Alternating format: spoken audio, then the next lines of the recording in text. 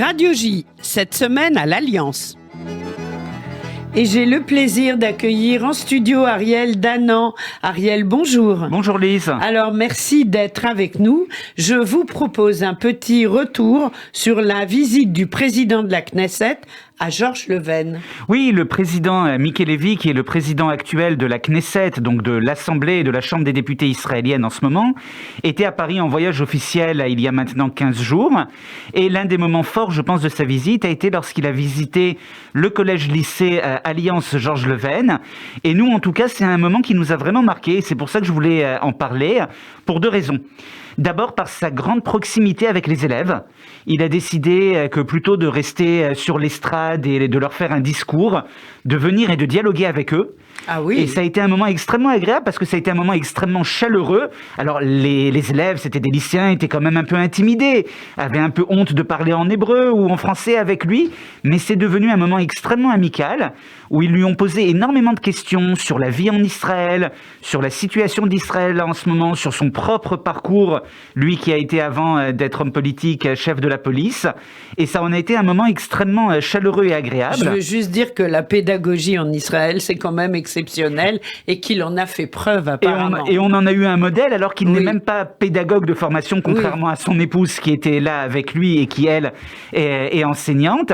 Et puis un des autres moments importants, c'est quand José Garzon, le directeur du collège-lycée Alliance Georges Leuven, a pris la parole parce que lui a rappelé que le président de la Knesset, Miki Levy, juste avant de venir à l'école, était allé se recueillir devant l'hypercachère à la mémoire des victimes de l'attentat.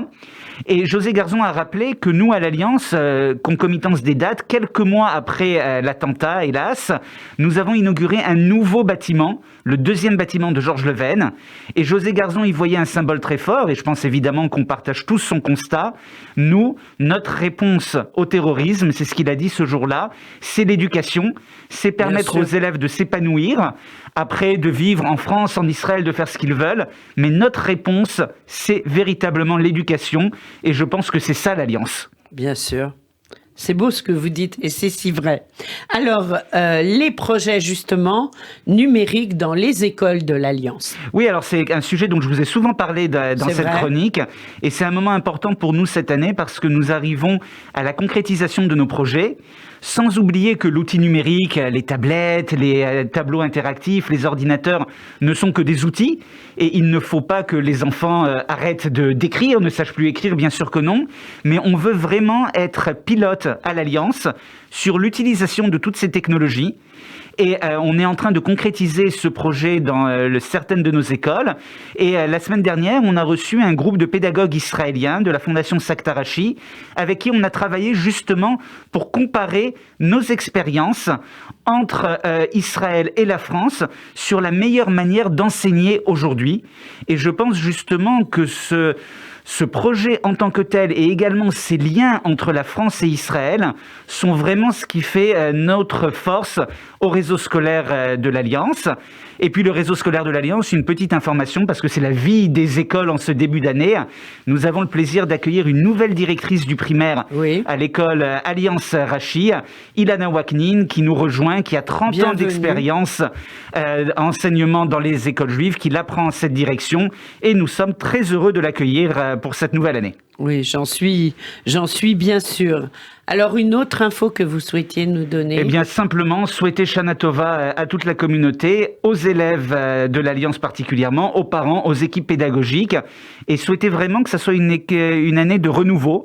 Je pense qu'on en a tous besoin, y compris pour tous les auditeurs de la radio et tous ceux et celles qui travaillent à la radio. Je pense que c'est un moment important. Bien sûr. Contentons-nous de nous souhaiter une excellente année, et c'est déjà beaucoup. Vous savez que renouveau, c'est le thème des Journées européennes de la culture juive, et c'est un mot qui fait sens en ce moment. Je pense que dans la période post-Covid et également pour toutes les problématiques qui touchent la communauté juive française aujourd'hui, ce mot renouveau est vraiment le mot important et qui nous définit le mieux.